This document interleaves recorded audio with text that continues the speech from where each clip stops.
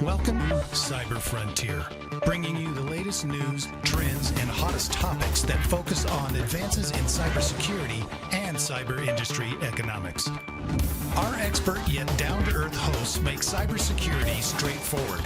They ask the tough questions and make this challenging topic something that everyone can understand. Our candid approach lets guests open up on topics we would all like to see addressed. You can find us on the web at newcyberfrontier.com. That's www.newcyberfrontier.com. Now join today's host as he introduces the topic for today's New Cyber Frontier. Welcome to today's episode of New Cyber Frontier. On today, we have a great guest, John Akkara, and he is the CEO of Smoothstack, and I've heard some major other startups and things going on, but welcome today, first of all. Thanks for joining. Thanks, Chris. And I want you to give your background. Tell about all these different things you've been involved with and how you got to the point where you're bringing Smoothstack online. Sure. So my background is actually in the financial services space. I came to the U.S. For an undergrad degree, played D1 tennis, graduated and got into investment banking. Went further, was in the hedge fund industry for a while, exited out of a hedge fund called Silver Point Capital, was looking for something different to do in my life, was looking to make more social impact at the same time, further and pursue opportunities that made changes in the environment and the country as a whole. So I got into investing in a lot of startups. I'm currently involved with an organization called Smoothstack. I'm the CEO. We're a workforce channel development organization trying to act and impacting, identifying good talent and furthering them. So you said you came to the United States. Where do you originally hail from? So I'm from India. So I came from New Delhi, India. Okay. I didn't quite hear that. You've really adapted the accent. I've embraced America. I came here seeking opportunity, and this country's been great to me. Yeah, that's good. So you have a couple other companies that you're involved with, too? That's correct. So tell us a little bit about those and maybe the progression of how it sounds like you're a serial entrepreneur type, right? Sure. So I have a health IT organization called KC Tech. I also have a staffing and solutions organization called Gold Coast. And through that journey specifically, I recognized that traditional hiring from a staffing perspective was broken. And that's how I got the idea to start Smoothstack, and the rest is history. Awesome. So we want to dig into that in depth because I know that workforce development and the skills gap is on the front line of everything in cybersecurity. We talk about it almost on every show, and everybody has a reason why and some stats, and but it still doesn't seem to change. So I think the approach that you're going to tell us is something that might change that.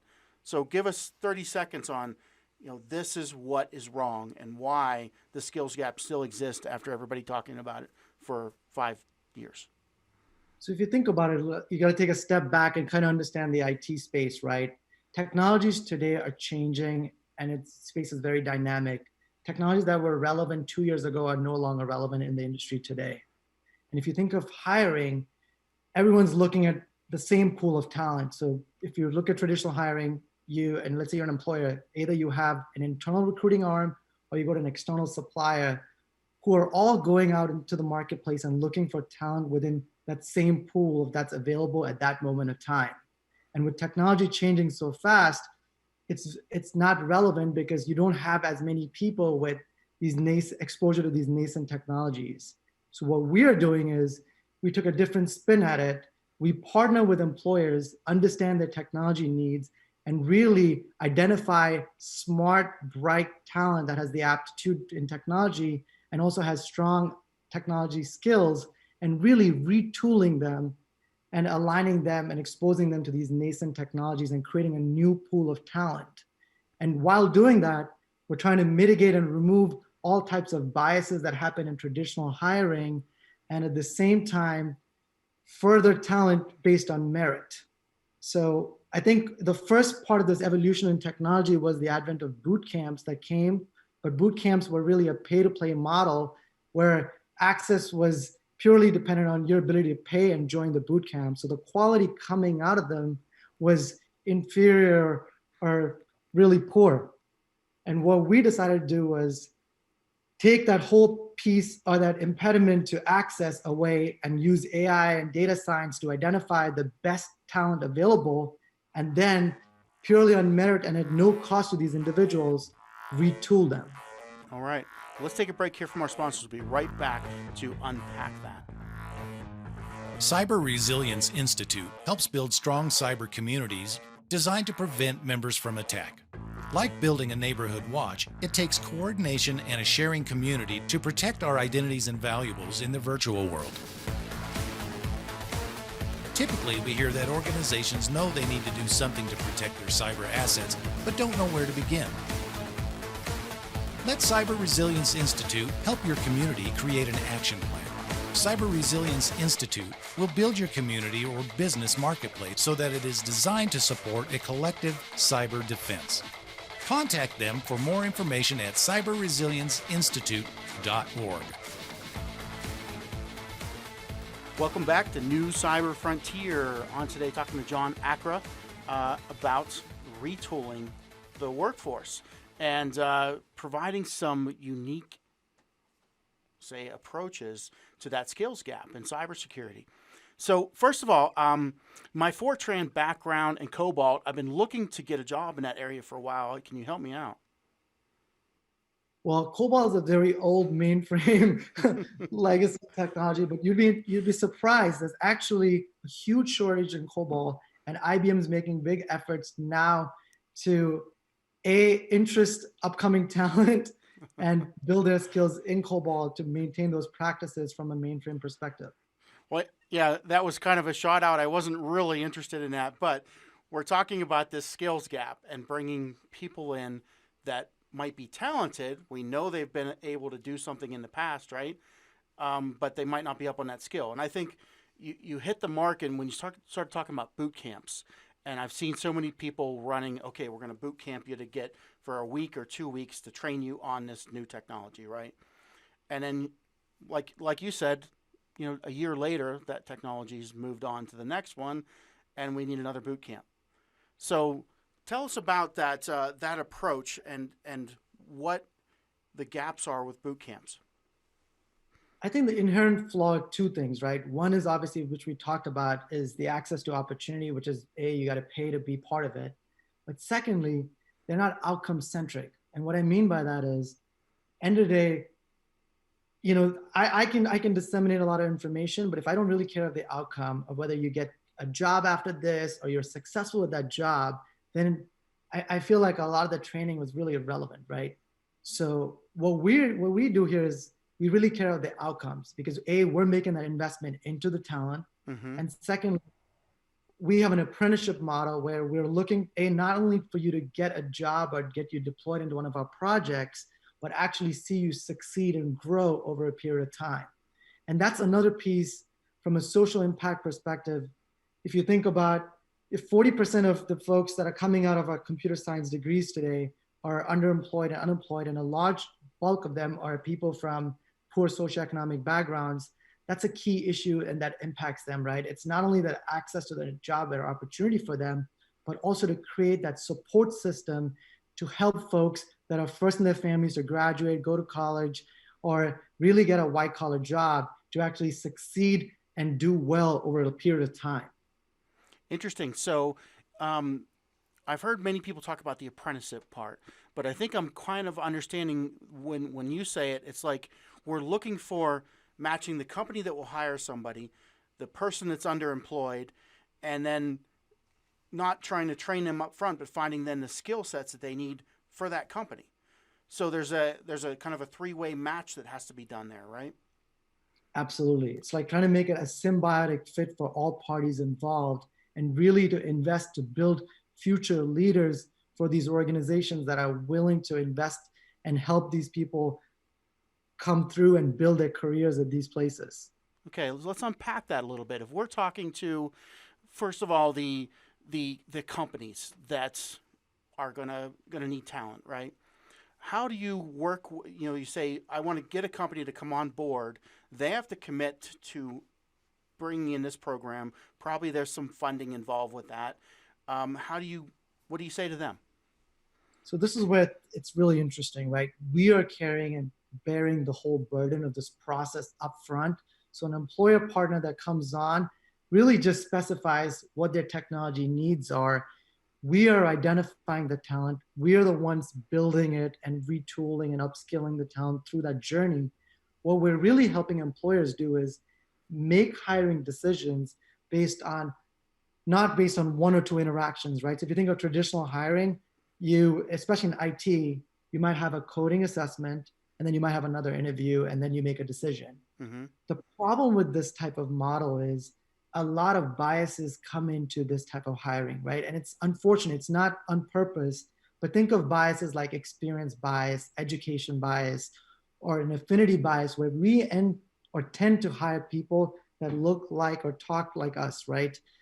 And what we're doing is we're giving you access to a body of work in an individual's development through our training program, and using AI and data science to stack rank them against their peers and people in the industry. So if I have a cohort of 10 people, I can show you how person A or B stack ranks against everyone else in that peer group, but also with someone else in the industry to show equivalence of what their skills truly determine or showcase. In the sense, if you got someone's resume today, you look at their resume, you can't really tell based on their resume how successful they were in those projects, what were their true responsibilities, right?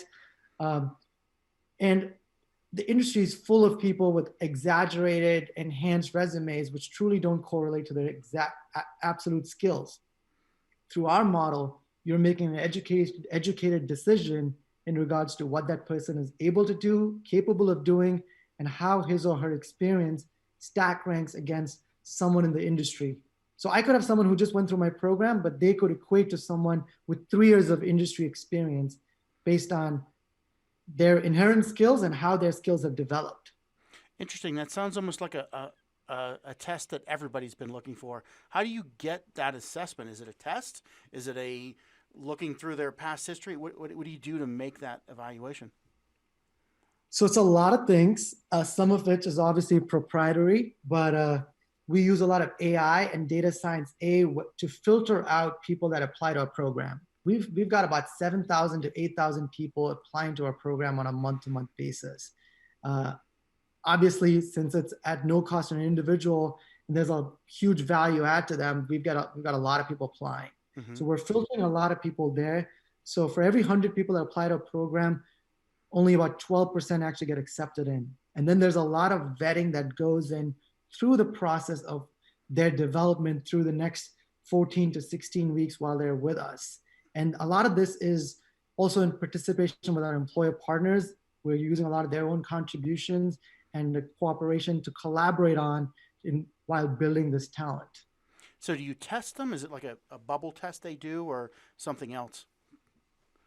So good question. So we are testing them for every line of code that they write up front. And then during the process, there's a lot of peer-to-peer code reviews. We have a lot of, we're mirroring and putting them in a real world agile Scrum environment. And they're actually performing in a real-time project while they're learning. So there's a lot of vetting that's happening separate to just an individual test. Interesting. So are those real-time projects then benefiting the company that would hire them, or benefiting something you're doing? So we have basically created simulated projects. So the true value is just really in the development of the resource. And the whole purpose of that is really to identify and create opportunities and avenues for their growth rather than impacting their end employer partner, because we're still building their technology skills and the stack. So by the time they finish our training, they can land on the ground running. And also so a lot of our employers like to bring on a whole cohort. So it gives you a lot of value, right? One, when someone starts, you're mitigating that ramp up time that's required to get them familiar with all your specific technologies and frameworks that you're using in your specific project or company.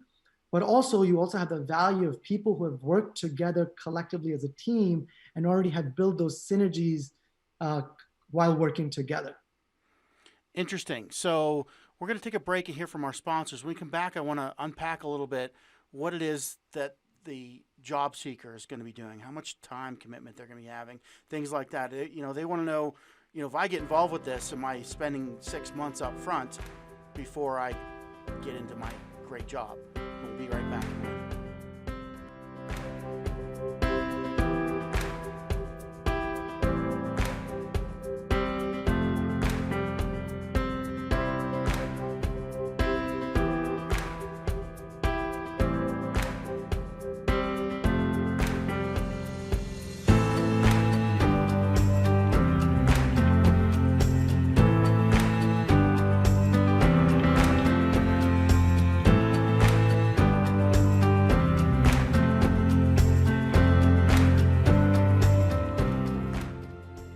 Welcome back to New Cyber Frontier. On today, talking to John Akkara, the CEO of a new concept in cyber workforce development, is what I see it as, Smoothstack. So before the break, we were talking about what this means to companies and how you have a process of bringing them talented, and we'll call it talent instead of educated, because you're actually assessing the talent level that they're going to get and the ability for somebody to adapt to maybe even any technology and come in and do the work for them. But now you have a pipeline of people coming in. Right now you have people starting already. I guess you have a bench sitting there. You have people working on it. What kind of if I wanted to join your program as a job seeker, what kind of a time commitment am I looking at? You're looking for about a 14 to 16 week commitment in regards to training and development. In most cases, we already partner with our employer partners. We already have specific opportunities where we plug and put these folks into. So we're doing a lot of vetting up front. And once they're done with the training, they go through another 2 to 3 week of deployment process. A lot of times, a lot of our projects are federal. So people also need clearances. And depending on the type of clearance, that might change the time required to onboard. But you're within 2 weeks a full-time employee of Smoothstack, and from at that point on, you're an employee and you're making a salary. So you're being paid by Smoothstack while you're doing this. That's correct. Interesting. So is it and it's an apprenticeship type training, right? Program that usually apprenticeship you get paid a lot less or a little bit less than a full-time person in the same job. Is that the case? I mean, what can they expect to see from this? Can it make ends meet for them? I don't know, just give me some, I don't need to know numbers, but maybe percentages of what they can see.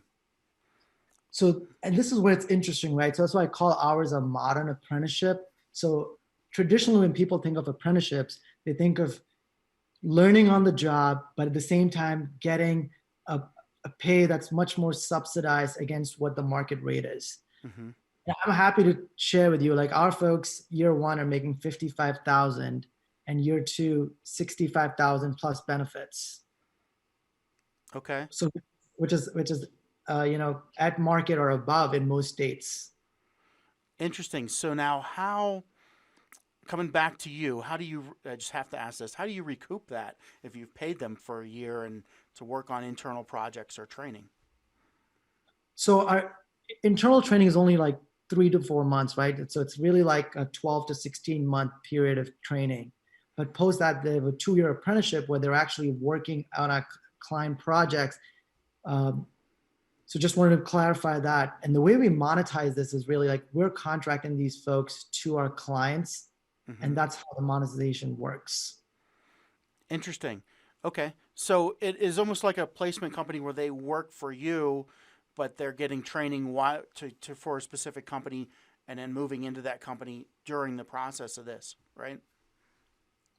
Correct, to some extent. Okay. So is there a commitment they have to sign on for, like a contract with you, that they say, we're going to get this training, get into a job, but we're going to keep, even though 55,000 might be a little bit less than the market, we're going to work for you for 3 years or something? Is it something like that?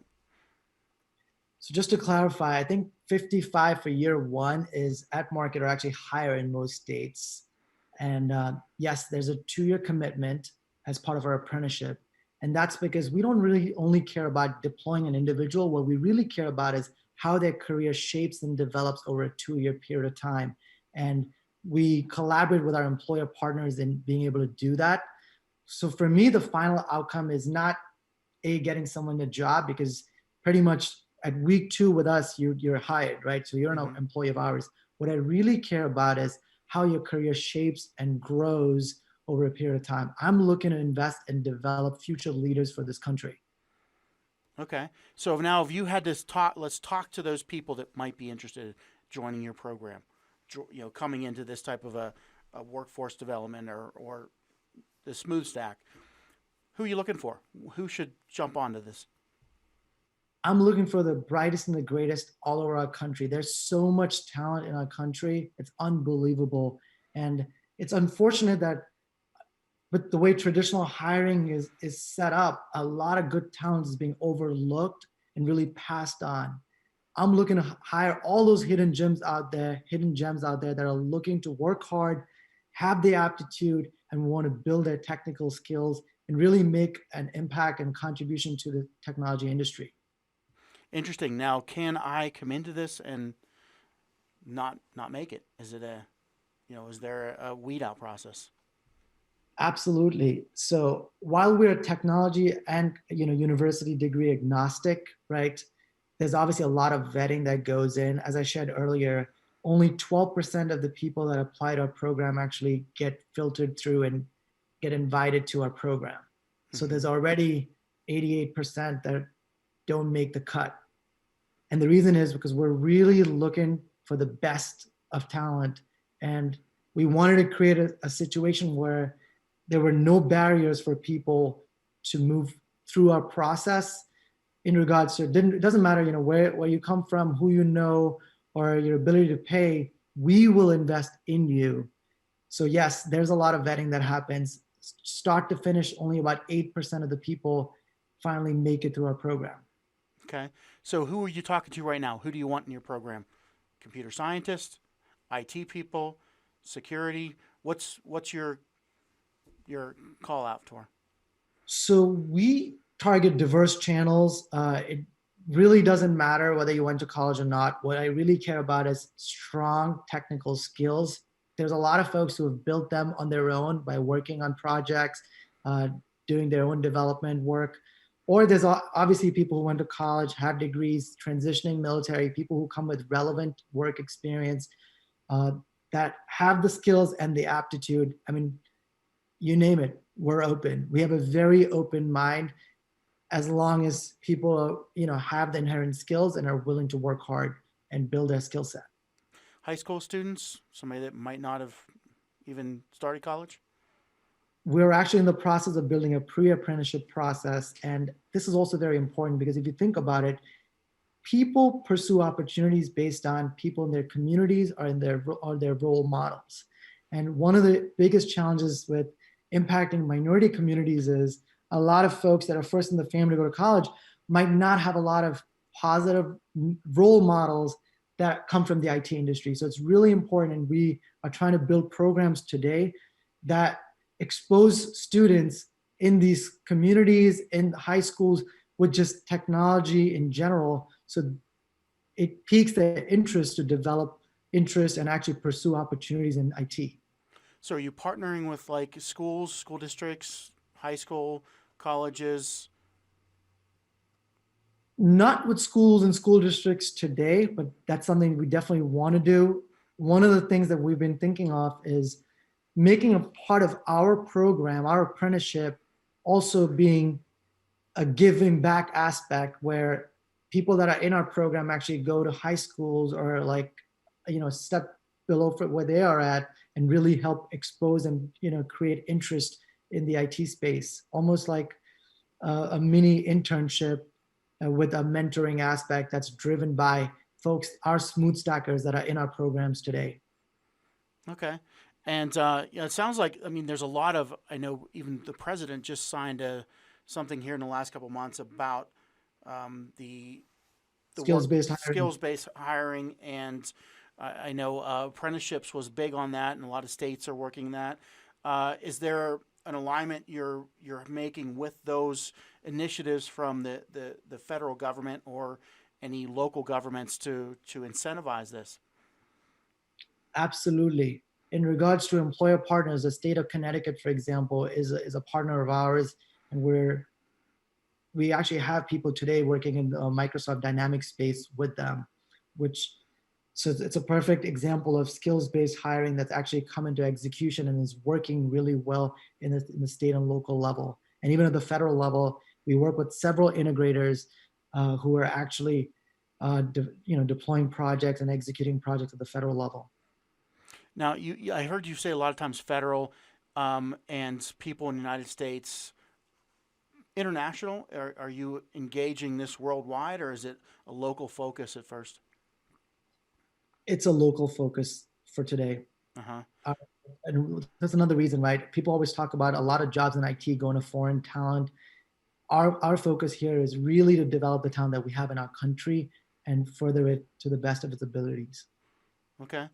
And you have a big rollout coming here soon, right?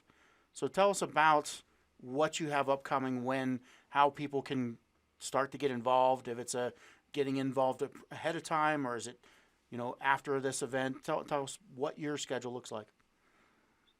So we've got several programs that are in execution today, and several others that are coming on. In regards to technologies, we've got programs in Salesforce, Dynamics, Java, Cloud, DevOps, SDET.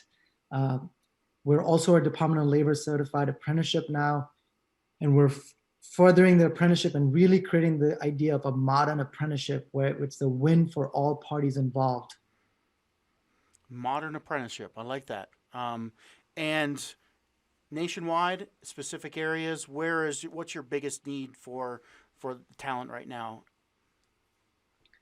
It's unbelievable. We've got, even in this COVID environment, we've got a lot of needs. Our footprint is national. We've got opportunities all over the country. And if your talent, doesn't matter where you're living, you could be in a small city, you could be in a big city. If you are interested in making a career in IT, we've got opportunities for you. I would say apply. Okay. So now, put out for our audience, if they're an employer, how do they get in touch with you? If they're a job seeker, how do they get in touch with you? How do they begin this process on both sides? I would say go to our website, www.smoothstack.com. We've got an employer section, we've got an applicant section. Depending on where you're coming from, what your needs are, go specifically. If you want to email us, it's info@smoothstack.com. Awesome, and I like this Smoothstack name. It sounds like we're grooving again, right? Well, thanks so much for joining today, John. It's been great to hear that there's some movers and shakers in this kind of new area of focus that the government's having. It sounds like you're well ahead of the thought process on that and really have a good plan here. So thanks for everything you're doing, and we'll hope to have you back and hear about some success in the future. Absolutely. Thanks, Chris. Thanks for having me over. Sure. Have a great day. You too. Thank you for listening to New Cyber Frontier. Remember to follow or like our post and circulate each new show to your networks. We keep you informed, bring you the latest news, explore new trends, and find the hottest topics. With New Cyber Frontier, you don't have to be a computer or cybersecurity expert. Just get plugged in. We encourage you to get involved. Tell us what topics interest you and join our mailing lists. You can find us on the web at www.newcyberfrontier.com. That's newcyberfrontier.com. Check out our previous interviews and please let us know if there are any topics that you would like to hear discussed. See you next time on New Cyber Frontier.